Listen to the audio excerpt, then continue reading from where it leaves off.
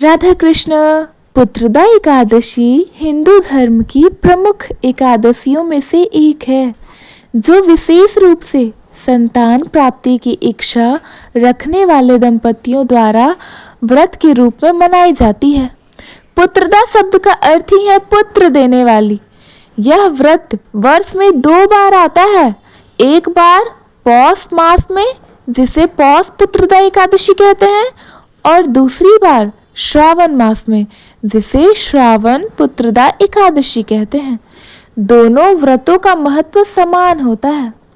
महाभारत के अनुसार श्री कृष्ण ने युधिष्ठिर को इस एकादशी की महिमा बताते हुए कहा था, बहुत समय पहले भद्रावती नगरी में राजा सुकेतुमान राज्य करते थे।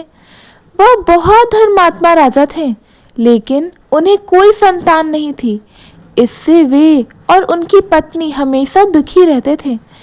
उन्होंने अनेक यज्ञ, व्रत और दान किए, फिर भी संतान प्राप्त नहीं हुई। एक दिन वे अत्यंत दुखी होकर जंगल की ओर चल पड़े। जंगल में भ्रमण करते हुए उन्होंने देखा कि कुछ ऋषि मुनि पुत्रदा एकादशी का व्रत कर रहे हैं। उन्होंने उन ऋषियों से पूछा कि वे किस व्रत का पालन कर रहे हैं और उसका क्या फल होता है। ऋषियों ने कहा, हम पुत्रदा एकादशी का व्रत कर रहे हैं। यह व्रत संतानहीन व्यक्तियों के लिए अत्यंत लाभकारी होता है। इसके प्रभाव से उन्हें उत्तम संतान की प्राप्ति होती है।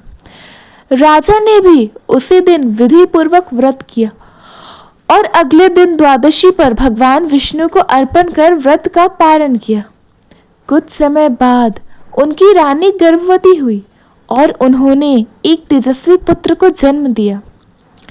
पुत्रदा एकादशी का महत्व संतान प्राप्ति। यह व्रत उन दंपतियों के लिए अत्यंत फलदायी होता है जिन्हें संतान नहीं हो रही हो। संतान की रक्षा और समृद्धि। यह व्रत संतान की दीर्घायु, स्वास्थ्य और सुखद भविष्य के लिए भी किया जाता है। पापों से मुक्ति।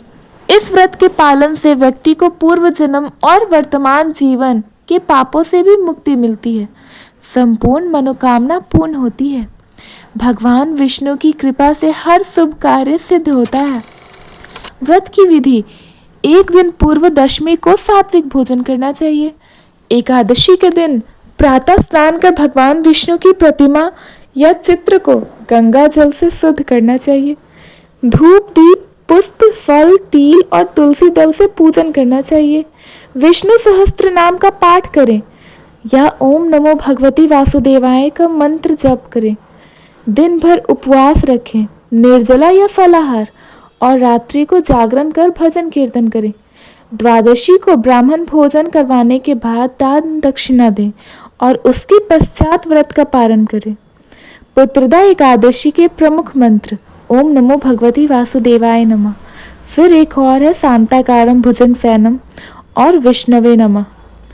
पुत्रदा एकादशी केवल संतान प्राप्ति का व्रत नहीं होता, बल्कि यह श्रद्धा, विश्वास और भगवत भक्ति का उत्सव होता है।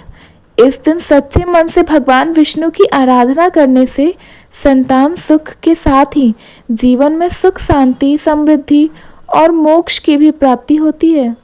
धन्यवाद। अगर आपको पुत्रदा एकादशी की यह कथा अच्छी लगी तो प्लीज़ हमारे वीडियो को लाइक करें, अपने फ्रेंड्स फैमिलीज के पास शेयर करें, और नए हैं तो हमारे चैनल को सब्सक्राइब करना ना भूलें। राधे राधे, हरे कृष्णा।